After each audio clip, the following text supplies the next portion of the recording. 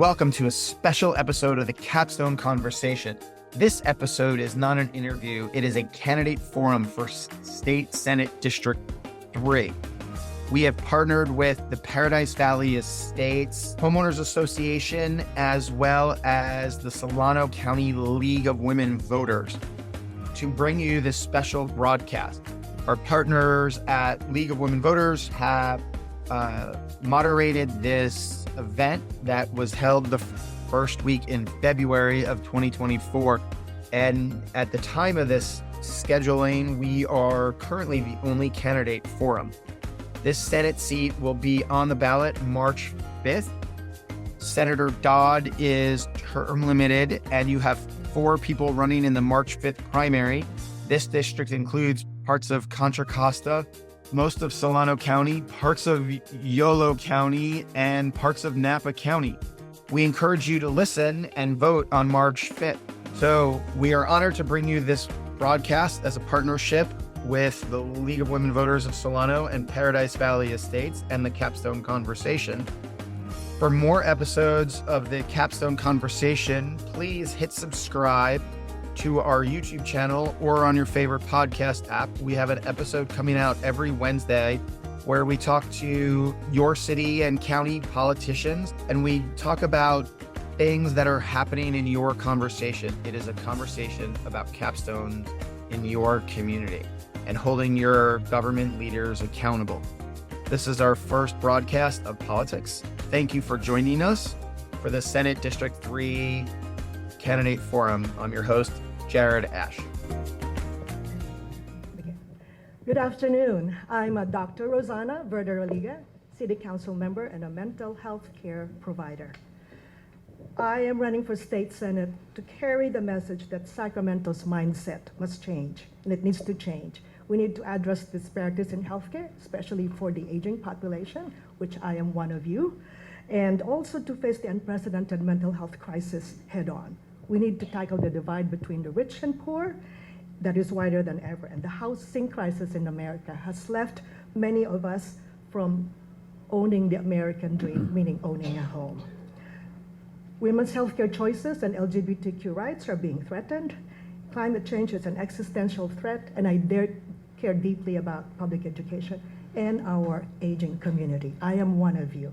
I'm an older adult, and 1 in 4 Californians will be 60 and above in 2030. So that is an issue we need to address head on. I'm a union member, been fighting for working families, spent my entire adult life protecting women's choices and also providing mental health care with Solano County Behavioral Health.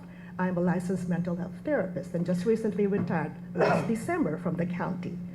If elected, I will bring to the State Senate lived experience and collaborative skills and relentless advocacy for the issues that I mentioned earlier.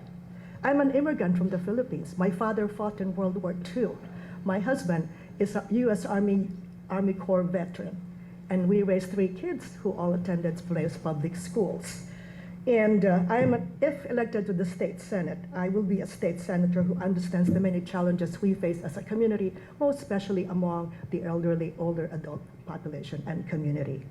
I will be here as your voice, and I will be here to listen and to learn about your many issues that is impacting our district and our state.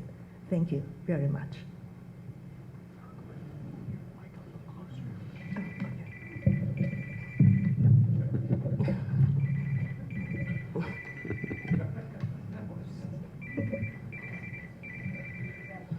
So if I start now, do I get more time? I get more 10 more seconds. One moment, please. When you're ready. Okay. Can you hear me well enough? Okay. First, thank you for having me here, and thank you to the members of their staff in organizing this event. I am a former council member, former vice mayor, former mayor, current city council member, small business owner. In addition, I have served on the county regional committees such as Solano County Water Agency, Solano Transportation Authority, Solano Air Resource Board, Association Bay Area Governments, Planning Commission, and Executive Board.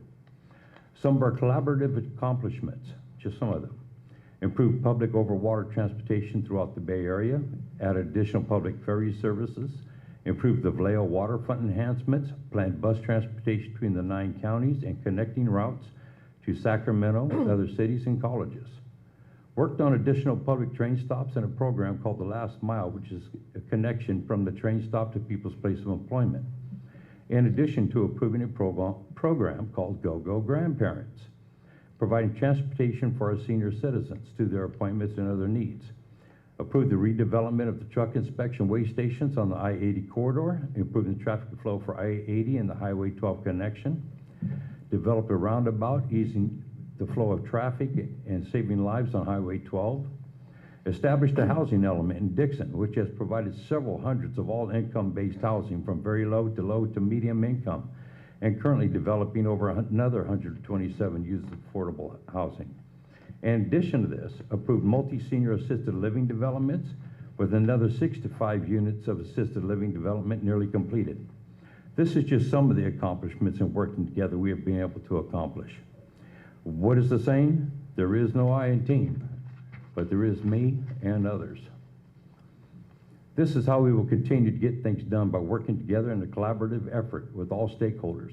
We must elect those who are experienced in working together, not only legislators on the state level, but counties, cities, organizations, and private enterprise to meet the challenges we are faced with today.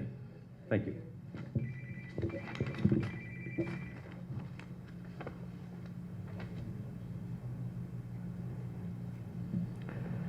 I guess it's my turn. Are we allowed to stand up? I like to connect with the people that I talk to and just sitting. We still. prefer that the Just candidates still. remain seated. Okay, thank you. Allow me to introduce myself. First of all, thank you for having me here tonight. I appreciate you guys taking your time to be here, to listen to what we have, and thank you for the opportunity. I am Jackie Elwood, a passionate leader who has taken significant strides to address homelessness in our community. During my tenure as a mayor, I successfully reduced the number of unhoused individuals from 250 to a mere 25. And I am proud to share that 10 of them were able to transition into permanent housing. The success of this program has garnered attention with county officials now are looking to replicate the work county-wide. As I set my sight on the state Senate, I am determined to tackle homelessness more systematically. Being the first Black woman mayor north of Golden Gate, I have tirelessly advocated for greener technology integration into our infrastructure. Environmental sustainability is close to my heart, and I believe that investing in a greener future is essential for our future. Moreover, as a proud mother of children who have gone through the public education system, I know firsthand the importance of quality education. That is why I have worked closely to fight for education, housing, homelessness, and environmental. I am here to earn your support and also to demonstrate that we can sure move away from the status quo and give the next generation a chance. Thank you.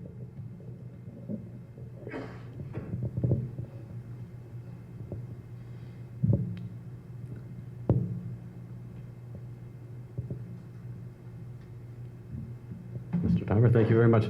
Good afternoon, everyone. I'm Christopher Cabald, and I'm so excited to see everyone here. This is an example of the deep civic engagement here in Paradise Valley and with many of our neighbors as well throughout the city and the county. I'm running for Senate because I believe profoundly that we can do much, much better in California, and we have. This is the state that invented the entertainment industry and aerospace, that moved mountains and water and highways. We've done so much here, and we can tackle the biggest challenges. But I also know that locally. I served as mayor up in next door in Yolo County in West Sacramento for 20 years, transforming one of the poorest, most disrespected cities in the entire region into one of the most thriving, successful, diverse, equitable communities and sustainable ones as well. I also worked in the legislature on higher education policy. Most of you are all too young, but I worked for a gentleman named Tom Hayden, trying to lead work on environmental and education policy. Then I worked in the administrations of all 5 of the last governors from both parties to advance both environmental quality and education. But my own community shows the results. We're one of the top housing producers in all of California, affordable included. We have reduced unsheltered homelessness by 58% and then kept it low for 10 years. We've reduced crime rates, both violent and property. We've added more jobs than any other place in the region and cut our unemployment rate relative to everyone else as well. And some of you I know, since I've talked to you or even today, might have seen me testify at the California State Senate at the very beginning, before Flannery revealed itself. And in this environment, the state senate isn't a city council. It's not a talking shop, and opinions are a dime a dozen. It's really about what can we advance in the real world. That's why I'm proud to have the support of the Sierra Club and Planned Parenthood and so many local officials, and I'm looking forward to your questions today. Thanks so much for having me. Okay, we can all applaud them.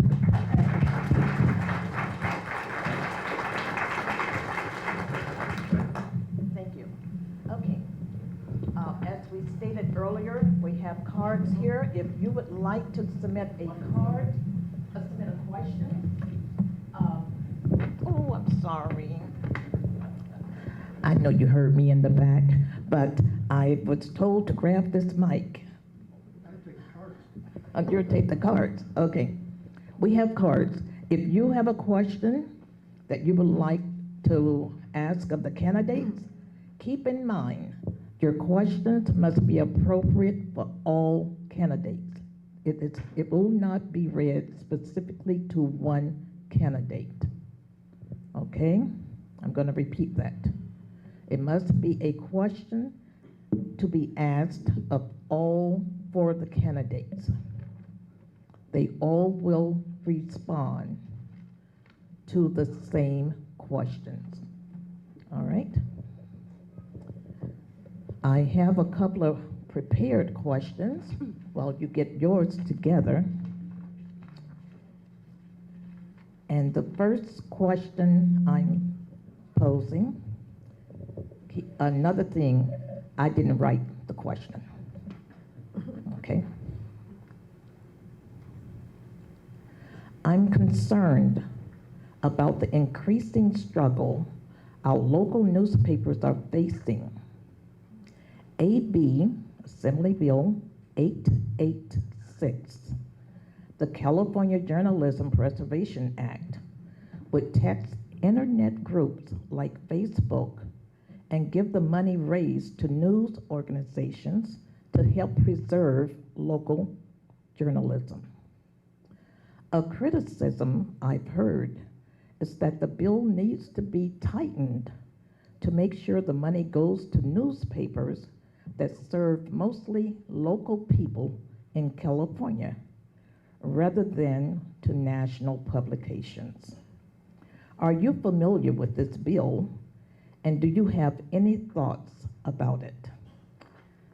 I believe, Tom, you're the next. Well, first of all, no, I'm not familiar with that bill. And I really couldn't hear part of the question, but from what I could hear, I believe I can answer towards it. I am a person who believes in free enterprise, and while I do put value on the different sources of news, we are a continuing adaptable society as we go forward. And for those who don't understand in the way social media is taking over the news agencies and have not adapted themselves to that, they will go to the side. It's just a natural course of the way things occur. Do I like picking up a newspaper, reading it? Absolutely. I still like the feel of having that paper in my hand and being able to reflect back and forth. But that is a reality that we're heading towards as younger generations and technologies take over. So while I don't understand the bill or the complete question, I would say that I would still lean towards free enterprise. Thank you. Allow me to make a statement at this time, and I apologize, as I should have said this earlier. You can ask to have the question repeated, okay? Please. Sure. I wouldn't be able to allow you additional time, but I will reread the question if you still would like for me to Okay, read it. please. Okay. Make sure I wasn't totally off track. Okay, sir. I'm concerned about the increasing struggle our local newspapers are facing. AB Assembly Bill 886, the California Journalism Preservation Act, would text internet groups like Facebook and give the money raised to news organizations to help preserve local journalism. A criticism I've heard is that the bill needs to be tightened to make sure the money goes to newspapers that serve mostly local people in California, rather than to national publications. Are you familiar with this bill, and do you have any thoughts about it? My answer would remain the same. Thank you. Thank you.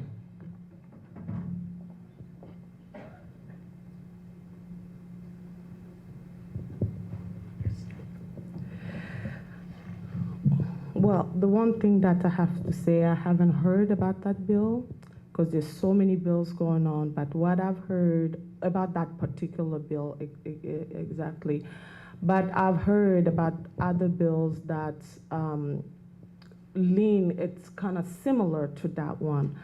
What I'm gonna say is one of the things that communication and the work, as someone that is pro-work, pro-labor, pro-union, and pro all of that, I strongly believe that we need to protect any kind of job that can have. Back home in Sonoma County, we used to have the Press Democrat, which used to serve our large community.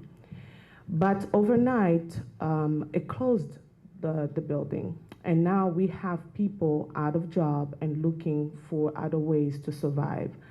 For me, I strongly believe that journalism is very important for either our local and national, because they bring in information that is so necessary for all our constituents. And for me, fighting to keep them and also not drifting too much to the internet. Unfortunately, it's here, but we need to find a balanced way to keep people working while receiving those funds that they need. And for me, I strongly believe that coming from the Democratic Republic of Congo, where communication and journalists don't have that freedom and don't have that access, it is very important to really protect and give those funding to both the local and the national the same way.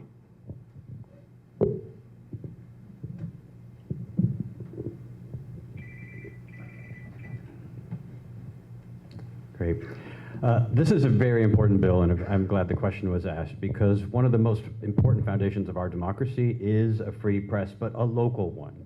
And as mayor for 20 years, the local paper wrote a lot of wonderful things and some not so wonderful things, and raised questions, the sorts of things that will never get caught up by the Associated Press or by the McNeil-Lehrer report, the NewsHour. Those outfits cannot cover local politics and local communities, and that's where the action hits the road. The Vallejo Sun's a great example.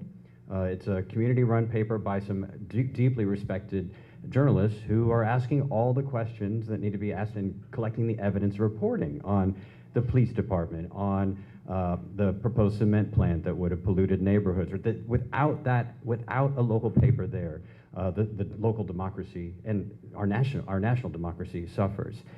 These local papers, though, have had their content captured by Facebook and Apple and all the other technology giants. That's why this bill is here. The tech companies pull out the content, use it for their own aggregation and make money off of it, and the local papers and journalists get nothing. So this is an important bill. I think the add-on comment at the end also is important. We don't want to be passing legislation that taxes Mark Zuckerberg to give the money to Jeff Bezos, who owns the Washington Post. Right? That's not the point here. The point is to protect local journalism, and it's why that bill that was up last year needs more work and it needs more debate. But the fundamental importance behind it is that we must protect the vitality of our democracy, and that can only happen when we have a free, funded, sustainable local press to back it up.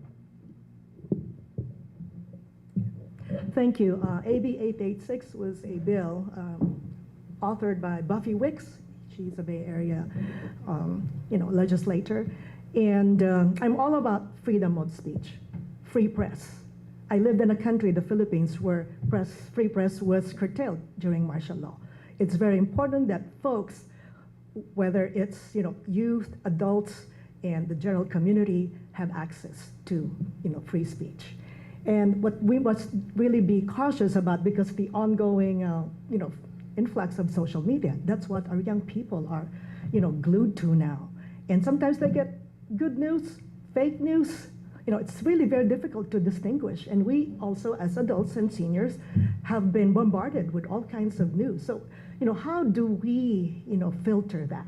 Who do we believe? And so, other than, it's a good legislation, I believe it needs to be tweaked. And those social platforms, whatever money they make from all their social media enterprise, needs to be mindful that local journalism, written newspapers at the local level, needs to be preserved. And they need to offer part of their profits to make sure that the local news reporters are employed, because it's also about jobs. We have a lot of journalists who are young people that need to have the experience and the mentoring and coaching to be good journalists and to report the facts. And again, I support freedom of speech at any level. Thank you very much.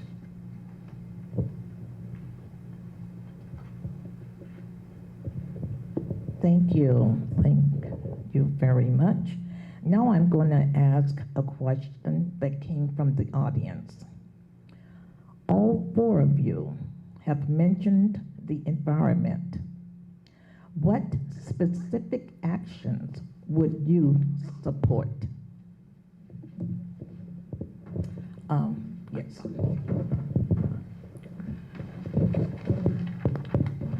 Yes, for me, the action, I've been taking already action since day one, before even becoming an elected official.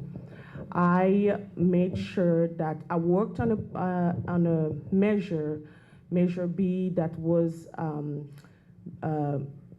put together to protect our off-growth boundaries for the city of Honor Park for the next 30 years. I worked with the Greenbelt Alliance, and we were able to successfully pass that measure.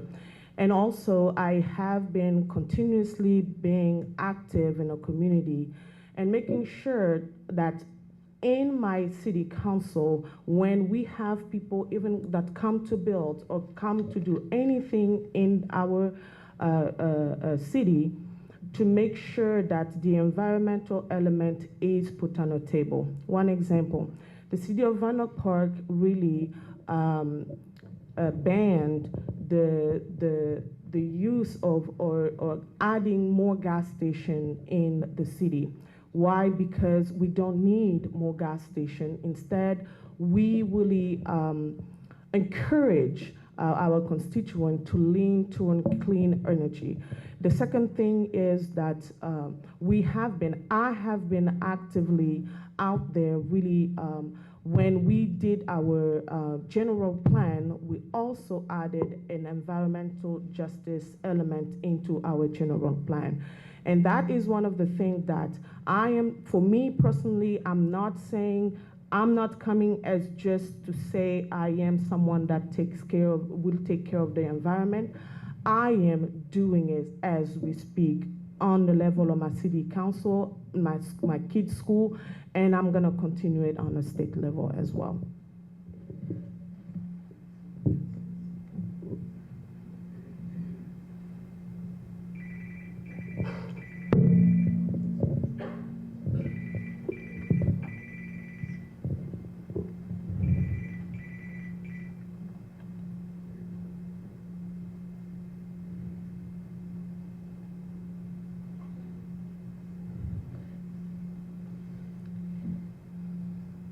right, thank you.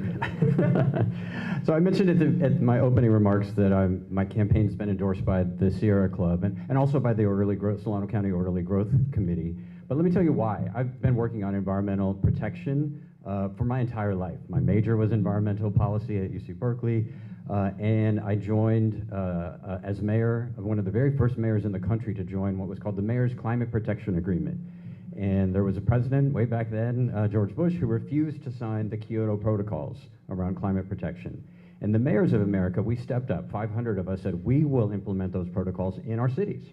Forget the politics. They make good economic sense too, to electrify, to install solar, to run transit. And it became a groundbreaking international agreement that inspired action across a wide array of countries.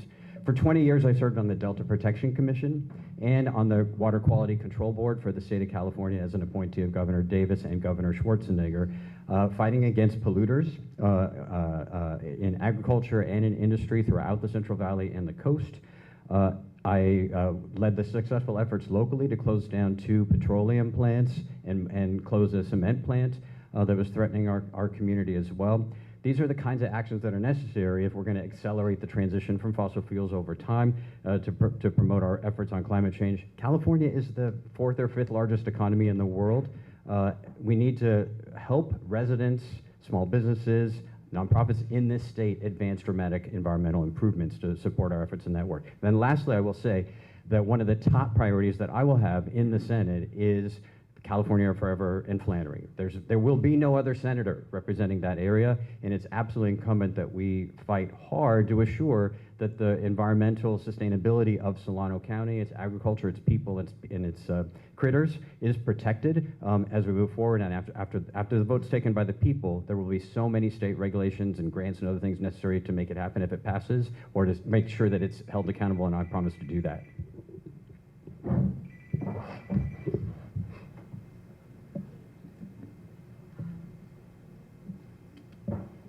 Yes, great question. I'm Rosanna Verderaliga. I am the officially endorsed candidate of the California Democratic Party. So knowing that climate change is a huge priority and issue for the California Democratic Party.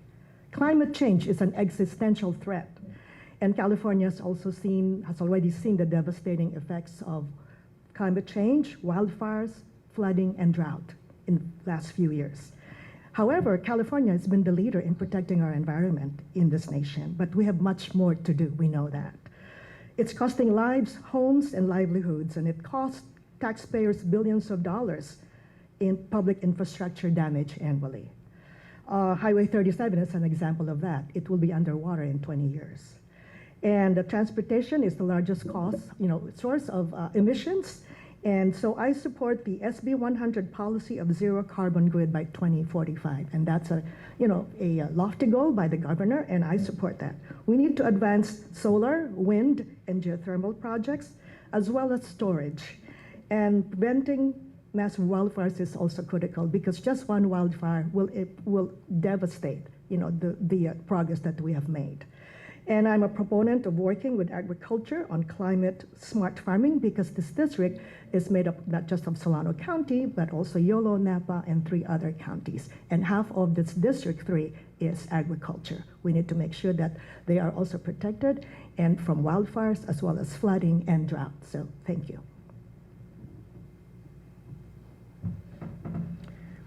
It's odd. I always feel like I'm the one with the... Oh, I'm sorry. The timer. Oh, waiting for your timer. No. I'm the one who always feel like I have the inside secret, because I see what people are doing with the climate change, excuse me, and how no one is accounting for the fact that, yes, we want it by 2035, 2045. Doesn't matter if we don't have the ability to do it. Doesn't matter if we don't have the infrastructure, we don't have the power sources. None of that matters, but we have cities shutting down their gas stations now, disallowing them now in anticipation of this. The state of California right now does not even have the ability to manage what we have going on with solar now, let alone Solano County. Solano County can't handle any more solar. Go check with your representatives on your councils and ask them. They'll tell you the same thing. We're getting stuck. And if carbon credits were, or I'm sorry, if it was such a big issue and they really wanted to control this, why do they still sell carbon credits to other industries? I mean, it doesn't matter if you pollute, I'll clean up some, I'll sell you my carbon credits so you keep right on polluting. It's a multi-billion-dollar industry. Do they stop it? No. We still sell carbon credits, so they're really not that concerned. My position is we need to diversify our resources, not limit them, and continue improving on the fossil fuels that we do have. And that's the way we need to go, because right now we couldn't do it if we wanted to, and electric companies have told them this again and again, but they don't care. They keep making the money off of it. And they invest $14 million in fossil fuels, our legislators do. I haven't found any yet that invest in green energy. Thank you.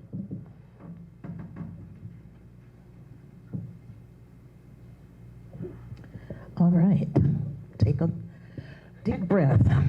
Go ahead and breathe. Yes, you can take a sip of water even. Okay. Another question from the audience. And Mr. Gabolden, you will begin. Please explain your position on the Flannery Group's priorities. Especially, there's more, especially water, transportation, and the comment from Jan S. The investment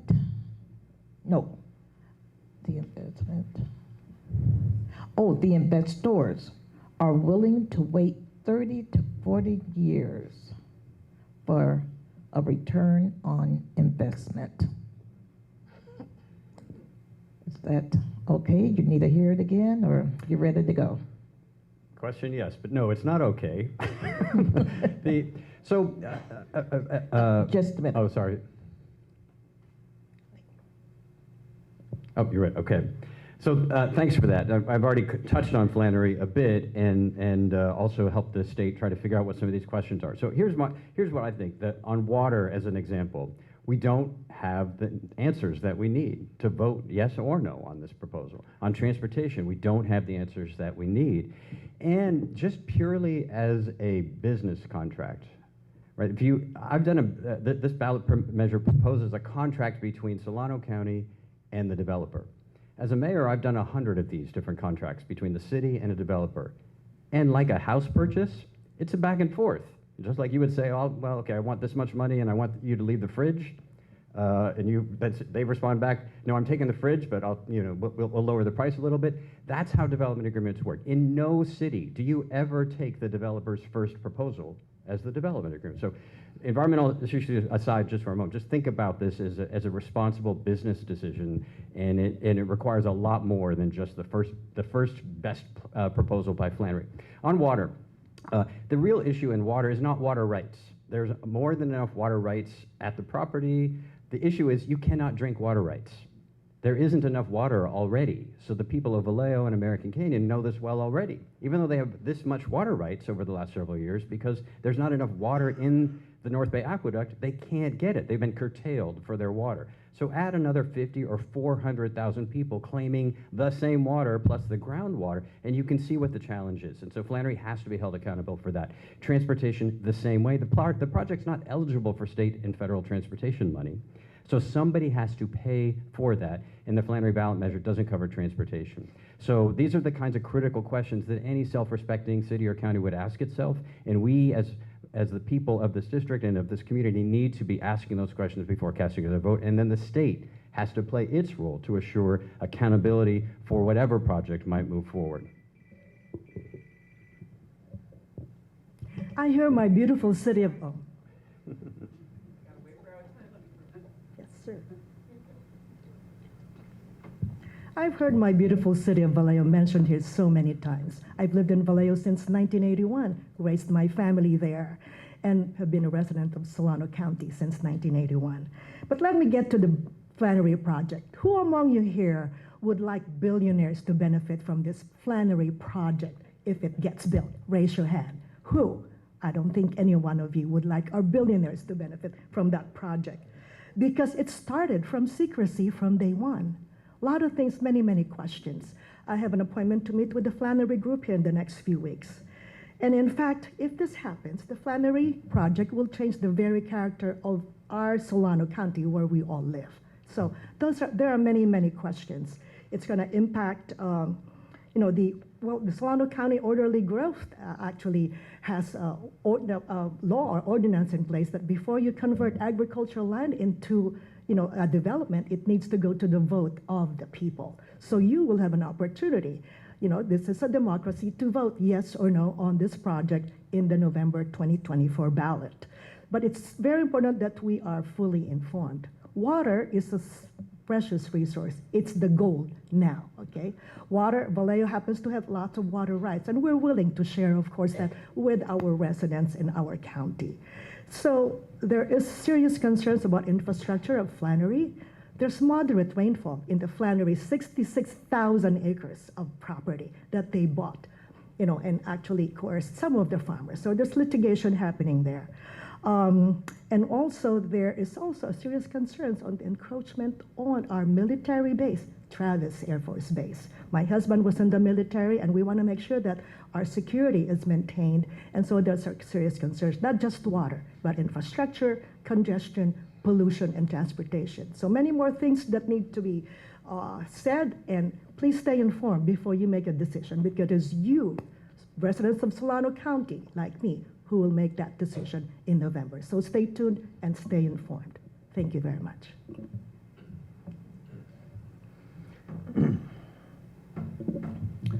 I myself, Wait. okay. I myself, I don't really care who makes what money on what. Private enterprise developers has what's made our state going around since the beginning. I don't really have a lot of concern about what they want to do on their property, as long as it doesn't impact us. But here's where the problem lies. It will impact us. Again, how are they going to move transportation in and out? How are they going to supply water? Have huge water treatment plants? And actually, most of the water that comes from the Sacramento River is already spoken for by local agencies, and some agencies are even borrowing those rights from other cities in the meantime. It goes directly after our agricultural land, but again, farmers didn't have to sell it to them, but they did. That's not our business. That's private business. Would I support it as an individual? No, I wouldn't. Especially when I know once they start building, those airplanes start flying over, here comes the complaints. And it's gonna be like, the Air Force was there before you were. Get used to it. But by and large, they'll probably end up being able to put something together to force our airplanes to take some other route, even though I would strongly oppose that also. So anyway, that's my position now. 30 to 40-year return. That sounds like some other foreign investors that work under the same premise of long-term investments beyond their own generation. So I question their investors.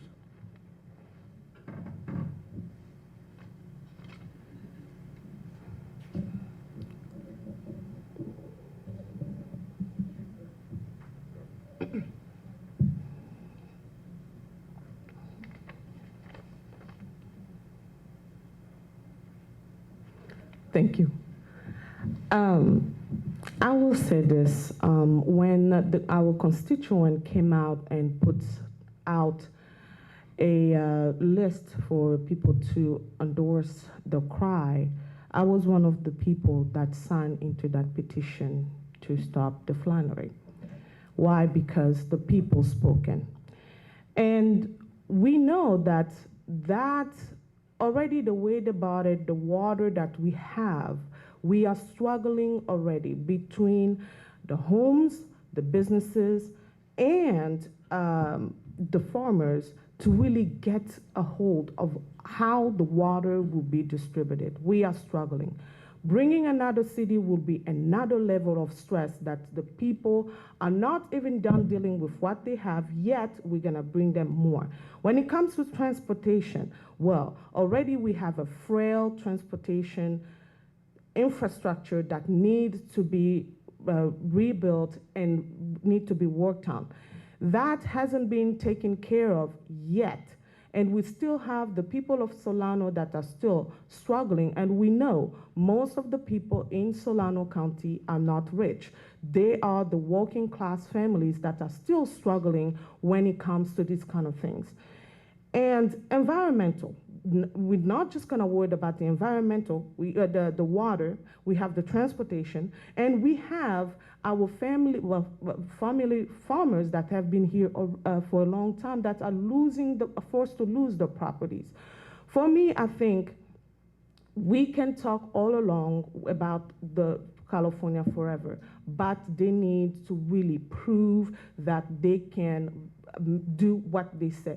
As long as the constituents are not sure about what their concerns are being met, I will stand by their side until we find a solution and work together.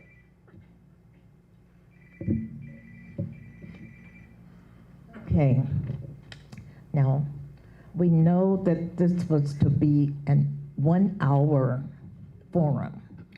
We have several additional questions. So I have a question of the candidates. Do you have time to answer maybe 2 more questions and then your closing statement? If you don't, we understand. I am here for you. You're Whatever good. you need. 2 more questions. Whatever I need. 2 more questions is that, yeah, What? yeah. 100%. Okay. You I vote see, aye. I vote we'll take care of you. We'll take care of you. All right. Now, keeping the process fair, we got it cleared with each of the candidates. And now, if any of you will need to not sneak out, but walk out, feel free to do so. But we do have several additional questions, and why don't we get at least 2 more, and then their closing statements. Is that okay with you? Okay, in the affirmative. All right, here we go. Senate Bill, put these glasses down. Senate Bill 525 dramatically increased wages for healthcare workers. It was signed by the governor, but has now been put on hold. It will have a major impact on costs for nursing homes, hospitals, and places like Paradise Valley Estates, impacting people's ability to pay for healthcare services. What do you think should happen with this bill? And I'm just going to read this next part. The first part was a prepared question, and this is one coming directly from a member of the audience. The new minimum wage bill for healthcare workers is probably going to be reviewed and possibly delayed because of the budget expenses. Again, what is your position? Are we good? Good to go? All right, the person to speak up now, I believe, is the lady we began with, Rosanna. Yes, great question. You know, as a mental health care provider, you know, mental health is all part of health. I am not very happy with that bill or that law being delayed, okay? Let's face it, health care is priority, not just for children, not just for adolescents, not just for veterans, but for all of us, especially our older adult community. I know and I understand. My parents, you know, lived into their 80s and 90s. A caregiver, a trained caregiver, you know, nursing care, and, you know, caregivers, the home health care, the providers are so key. They do a very difficult job. Not many folks want to be caregivers. That's not an easy job because, you have to have that special heart and compassion, helping and taking care of our older adult population. I am against it being rolled back or being cut. The governor and the legislature already passed that, and they should go back and look at their budget and look at the values. What are our values? Caring for people who are homeless, caring for our older adult, caring for education, because they are our future. The kids are the future of our community. But it's also very important that we care about us. 1 in 4 Californians will be an older adult, 60 and above, in 2030. That population, which will include me, or includes me, will be 1/4 of California's population. We will be the largest population and group in the state. We want to make sure that we live, comfortable and also comfortable lives with the adequate healthcare, housing, caregiver, and also for us to enjoy the benefits of good living. Now that, because we've worked so very hard to earn a living and want to spend time with our children, and our grandchildren, because I'm going to be a grandmother here in the month of May. So I empathize and feel what you will be going through. Thank you.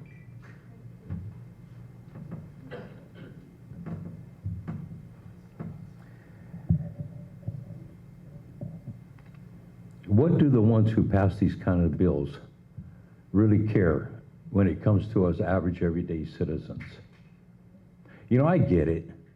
Who doesn't want to make $30, $40, $50, $100 an hour? That'd be great, until you find out what it costs you off the backside, and the cost of impacts to our economy, to our own personal ability to purchase even food to survive on. I mean, I know everybody in here has gone in there and said, wow, for $75, I used to be able to fill up this shopping cart. Now I walk out with a bag or two. Well, these are what these type of bills do to us. They have no consideration of the long-term impacts on us everyday citizens who don't make that kind of money every day. We just don't. Just like within this bill is I believe, is also the increase to the minimum wage of $20 an hour. What's the fast foods industry's response to that? Lay off 50,000 workers, become more automated. And what is that going to do to our cost? It's going to continue to drive it up. So until they can figure out how to make a budget that actually benefits the citizens on an equitable fashion, I can't support a bill like this. I just can't. Healthcare is out the roof now. Thank you.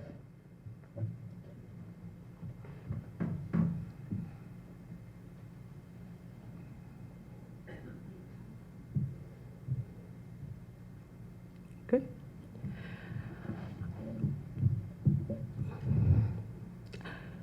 I strongly believe that the bill should have been put into a law already. These folks, the healthcare, people that work in the healthcare system, they take care of us. They took care of us during COVID. Some of them lost their lives. Some of them work shift, and a lot of time, they don't go back to their own families. I have lost friends that worked in the healthcare system. They fight every single day. They take care of our elder person, and if they are not back to work, who is gonna suffer? The people are gonna suffer. And for me, I strongly believe that this should be taken care of ASAP, because they deserve what they are earning. For the work that they do every day, they make sure that our elders are taken care of. They make sure sometimes they go out of their way to take care of us. Me personally, I am speaking here because one of them gave me a chance to be here today. After my 3rd child, my body went into frenzy. I couldn't really move. I almost died. And these people went above and beyond to make sure that today I have a second chance in life. And guess what? I am going to fight for them, and that bill should be already being turned into law. We have our priorities. They give us their time, their lives. We should make them a priority. Anybody that work hard has to be the priority because we waste so much money on other things. What is our priority? This should be our priority because today we have healthy people. Thank you.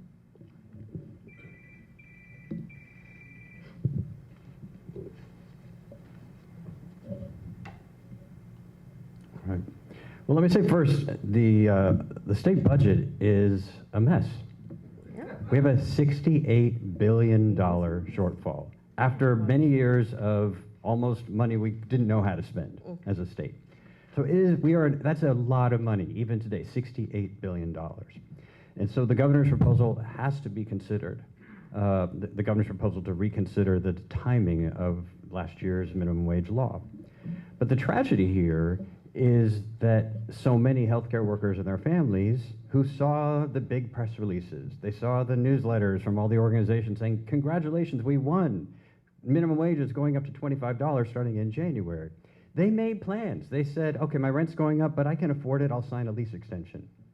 You know, daughter, yes, you can go to college. They took us at our word as a state that minimum wage was going up. It costs the state of California, though, hundreds of millions of dollars. It's no small amount of money. The state employs a lot of healthcare workers. And so now the tragedy is this choice that's been put before us. But the crazy part of this is it was all avoidable. If the legislature and the governor had done their job last year and said, how much is this going to cost? Can we afford it? We wouldn't be in this position, and we would not be putting these healthcare workers and their families on the line. So they are paying the price right now under this proposal because the legislature and governor don't take seriously. It's so easy to make promises, to say everybody deserves something, but government's not just about giving out what people deserve. You have to make it work. Like, where's the money? How do the gears work? Who's going to allocate it? Is there staff in there? Like, it's a job. And we have to treat it that way. And this is one of the worst examples of what happens when we get it wrong, and real people and their families are paying the price. You know that here at Paradise Valley, long-term care is already out of the roof. Healthcare is out of the roof. That's why it costs hundreds of millions of dollars. We have to get those costs under control and meet the needs of these workers and their families. We have to do both.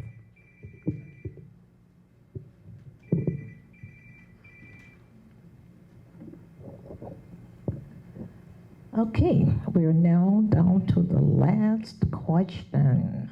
Okay, and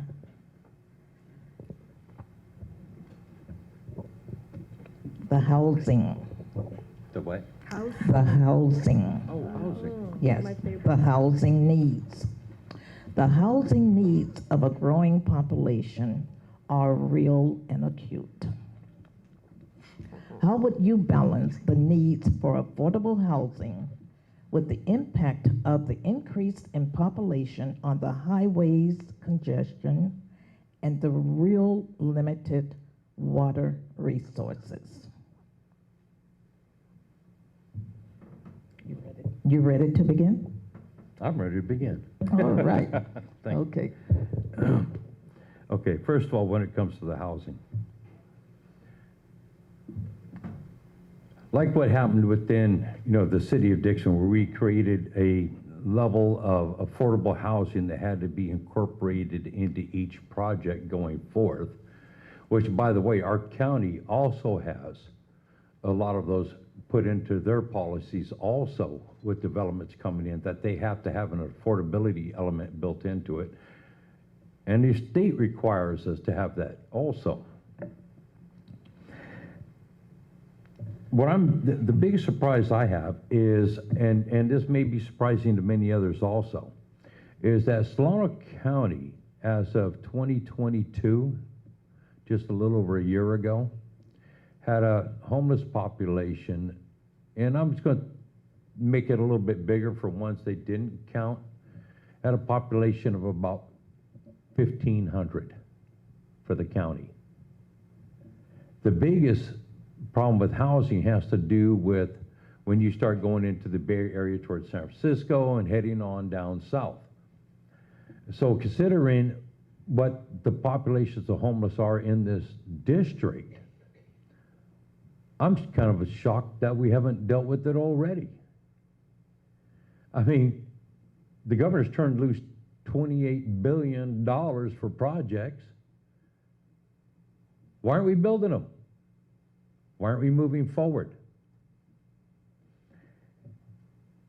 That's just something that I don't understand. I forgot the second half of the question and timing out.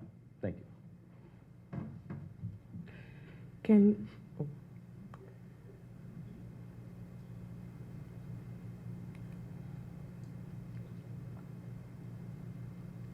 Can I have the question repeated, please?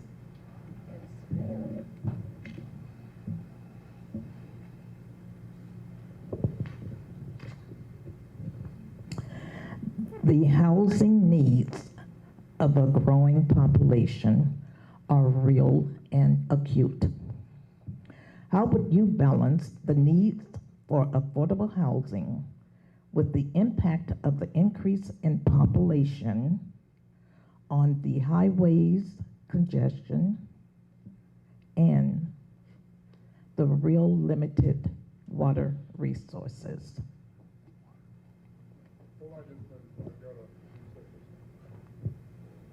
I didn't use 2 minutes? Yes. Thank you. One of the things that I'm really proud to say that the city of Roanoke Park, we have received an award from the government, a Pro Housing Award from the governor a few months ago. And I have to say that the people are already here. I mean, we can see them, they're all over the places, but some of them don't have housing. And the way I personally have been addressing it is, in the city of Roanoke Park, we have made it mandatory that when we have someone, a builder that comes to try to build into our community, we make sure that we have a percentage of affordable housing that is dedicated to our constituent. And that is mandatory. And we also make sure that as part of what I have done with the city of Roanoke Park, we also have made sure that when we talk about housing and the affordability, we need to really think about what is really affordable. Because when we see what they say affordable, most of the people cannot even get into it, even those that have jobs. So for me, my role and my advocacy has been, if we are going to be building more homes and creating those spaces that sometimes stayed empty for years, we need to make sure that the people, especially the homeless, get a way to get into those housing. And we need to create that. Talking about California not having enough of funding, we have wasted already enough on building that stay empty for years, and we can always take those buildings and turn them into housing that those that are on the street, the population won't stop growing, and put them into housing that we can see them grow.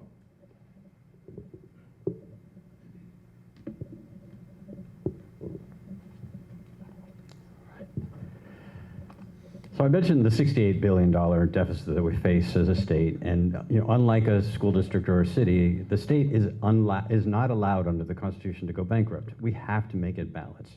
And so a lot of our strategies in the last several years have been spend money, and much of it needed, but also some of it not spent very well.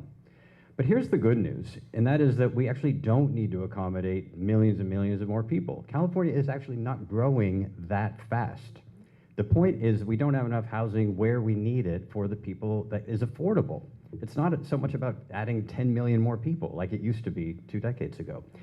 And the other good news is that when we build housing, infill housing in existing communities, that water use is 20, 30, sometimes 40% less than it was a decade ago. We are achieving, through conservation measures, better engineering, much, much better water efficiency. And so we know what to do, which is to build in the existing communities, to take an old gas station or laundromat that closed down 10 years ago and build on that site. Don't go out and build in habitat and farmland in open space, but build where there's already infrastructure, where's the possibility at least of good public transit that works, and it will keep people off the highways as well. That's why we're one of the top 15 housing producers in the state, including in affordable, and yet we shrunk our footprint on the land. We declared we're no longer, not only we're not going to grow as much as we thought outside of our borders, but we're going to grow less, but we'll grow more people. So it's absolutely possible, I know, because we've done it. We won the national award from the Obama administration for environmental leadership on housing, and Governor Schwarzenegger's environmental and economic leadership award as well. It is absolutely possible. State policy has to make it more likely that where we build is smart, sustainable, and, since we're here in Solano, orderly.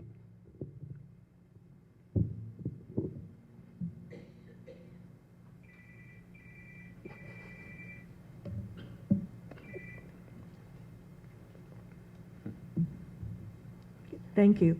Well, housing is a top priority. It will be one of my priorities when I'm elected to the state senate because it impacts our economy, our financial security, quality of life, traffic, and our environment due to long commutes. We want to make sure that folks live and work, in the same location. However, that is not the case today. We know that California needs to build 2.5 million homes, and we have been lagging. However, thanks to the pro-housing policies over the recent years, California has actually added more than 123 housing units in 2022. But we have not seen any growth levels since 2008. And so there's no silver bullet. Many young people, millennials, have come back to live at home with their parents because renting a home or an apartment is so expensive. So we need to make investments through tax credits with our developers, work with our lenders so that they are able to give lower interest rates to first-time home buyers and help them with down payments. And also encourage incentives like density bonuses for ADUs, auxiliary dwelling units, which most cities in the district have already approved. And also work on fair zoning and permitting processes that encourage infill. We need to make sure that we balance both market rate and affordable housing units, not just affordable, but working, or make sure we build workforce housing so that teachers, medical providers, regular, working people are able to own the American dream, and that is owning a home in our great city, great state, and great nation of America. That is my goal, and I'll make sure that I will be that voice when I'm elected to the state senate.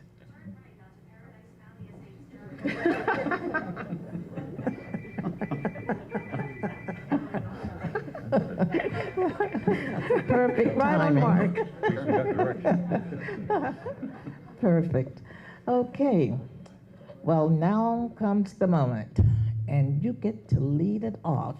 You have 3 minutes to, it's 2 for the, who said that? Actually, it was 2 for the opening, 3 for the closing.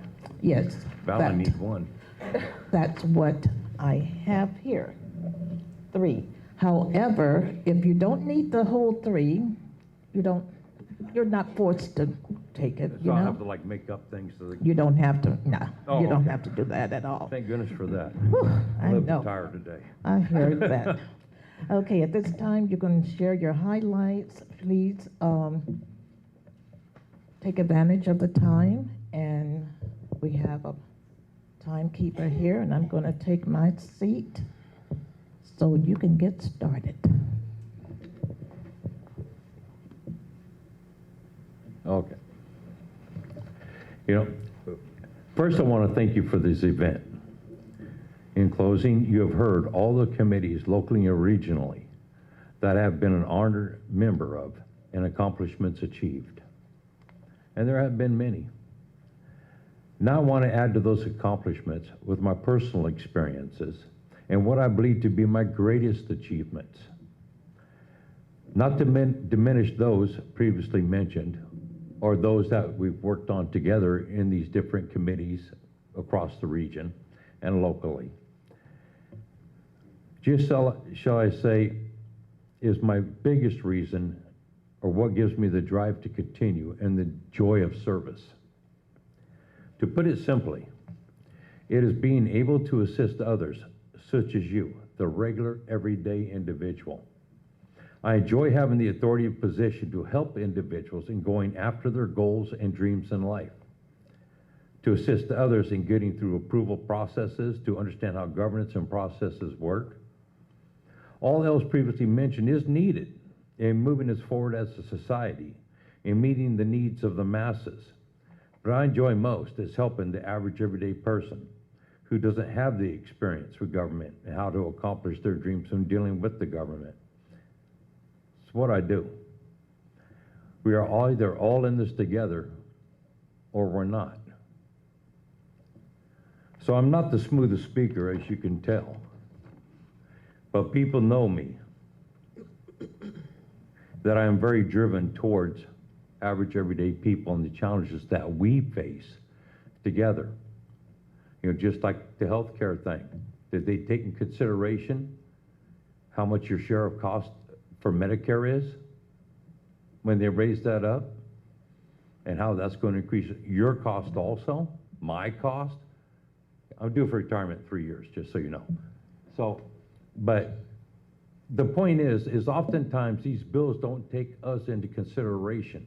We are literally free-range humans living on a tax farm.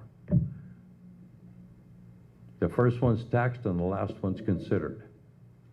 When are we going to start being looked at? When are we going to be considered moving forward? And that is the platform I run on. So thank you for your time.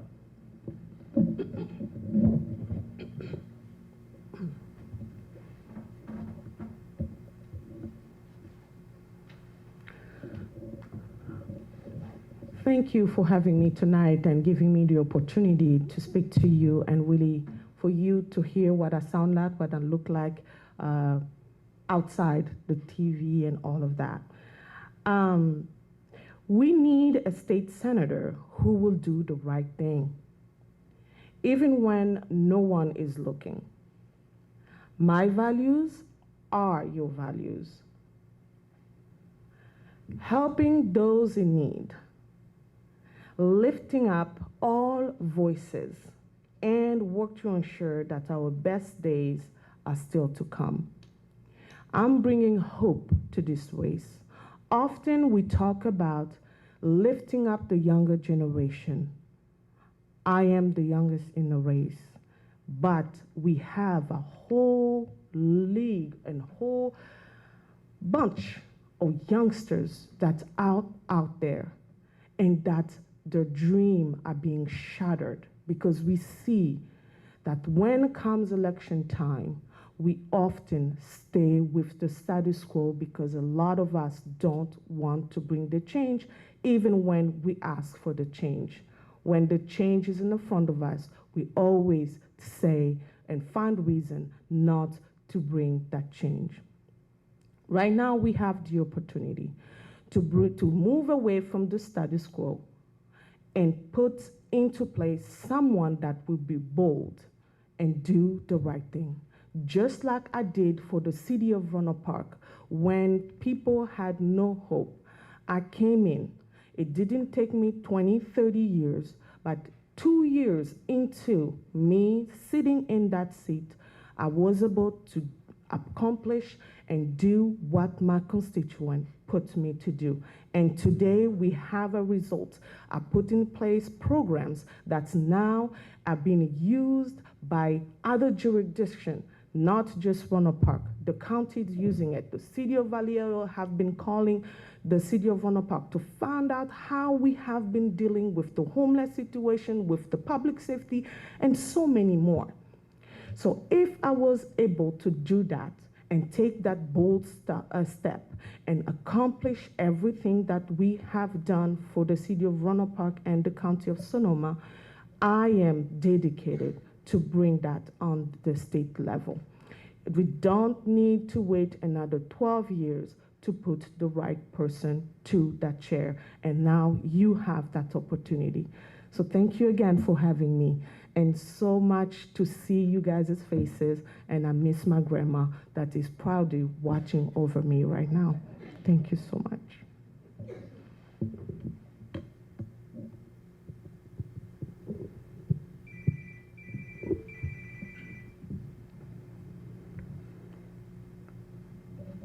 All right. A couple years ago, I was invited to give the commencement address at Solano Community College. And I thought about what message I wanted to share with the graduating class that year. And it was a tough year. And I urged the students to think of themselves as urgent optimists. Urgent optimists because it feels today like there's so many overlapping crises. Everything is a crisis, and everything sometimes seems hopeless. And if you think maybe you're making some progress on something else got worse. But the only way change ever happens is when we believe that it can, and when we believe in each other to make it real. No change happens because we just sit on our Facebook and just post it one more time. It's because we believe in the power of collaboration, including with those that we don't agree with, in order to make real change occur. A couple of years after that, I was invited by the AARP to represent the United States at an international forum showcasing best practices of local cities in creating livable communities for their residents of all ages. Not thinking about how to divide up communities by age, but instead create places that were friendly at all ages, for children, for seniors, for everyone in between, and all of our diverse lifestyles. I know it's possible because we've done it, even in a small city like mine, but I also know it's possible because we've done it at the state level on environmental and education policy, even at the national level, when President Obama appointed me to the National College Promise Board, chaired by Dr. Jill Biden, in order to advance the cause of debt-free community college for every American, an initiative that we had already piloted in my own city. So if we want, this year in particular, the power and the strength of our democracy is at stake. But one of the things that we know about democracy, it turns out, I'm a college professor too, so I'll just say this, is that citizens' trust in democracy and in government isn't based on whether they agree with it. Actually, we often think it does. Does the government share my views today? Actually, the thing that drives trust the most is, did government do what it said it was going to do? That's the definition for most voters, for most citizens, about what trustworthiness is. And it's why I focused in my own career at the state, local, and national level on delivering results, getting the job done. The fact of the matter is we mostly agree, at least the Democrats on the table, we mostly agree on most of the issues. That's a given in today's California. But the issue is, how are we going to achieve it? How are we going to advance it in a way that brings everybody to the table to understand the consequences of what we're doing and all the partners that are going to need in order to make that success? I've seen that happen in my community. It's been the most fulfilling, uplifting calling that anyone could ever experience, to serve your community and then get it done.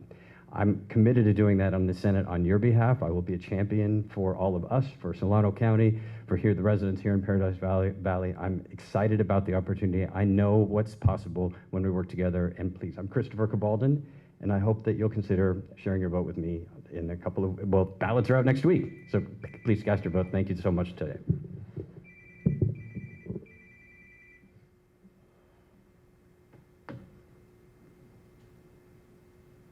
Good evening. Thank you so much for inviting me to be part of this conversation.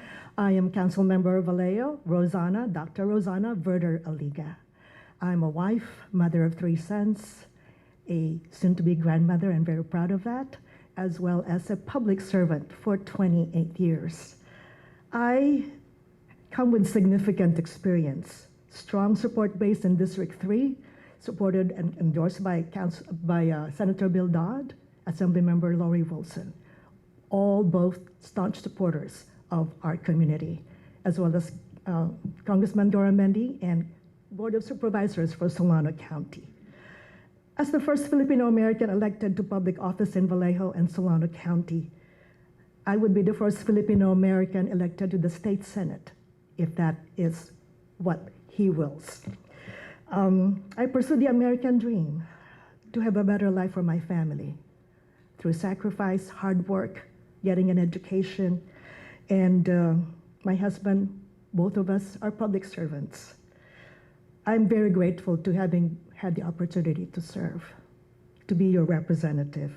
I've taken the oath of office 8 times on the school board, county school board, and city council, and every time I take the oath of office, I tear up because only in America can dreams come true. And I'm very grateful, and I want to give back. We've worked very hard in Vallejo turning our community from ashes. You know what happened with the bankruptcy and the closure of Mare Island. 2014, I started serving on the city council, and today we have a $24 million reserve in the city of Vallejo. We worked very hard, and it was just not me. I worked with my colleagues, mayor, city staff, and the community to be where we are in terms of our fiscal stability. I need your input on how we can help our state and our district be better, to be a stronger California. I will listen to your suggestions and to your ideas. Listening is my superpower because, you know, I'm a therapist, a licensed marriage family therapist. For the most part, I'm pragmatic, thoughtful, resilient, compassionate, and a common sense type of individual. I'm your next door neighbor. You know, I've lived in Solano County for 41 years and in Vallejo since 1981. And I've been listening to community concerns, to veterans, adults, and the senior community, as well as children and families. I do not back away from challenges, and I know how daunting some of the issues that face us as a state and as a district. But that is what motivates me. I can make the tough decisions because I've done that. I want to make and improve our state for the folks now, for our children, for our future, and for our aging population, so that people will have a place to have opportunities, hope, and hope. Thank Hope, you, support, thank you, thank you, thank you, thank you, thank you, thank you. All right. Okay, this ends the forum, and I'm going to ask Dwayne Chrome. Well, here's Alice, or I can talk. Okay, a couple of things. First, I would like to thank all the candidates for their thoughtful comments, their thoughtful responses. Yes.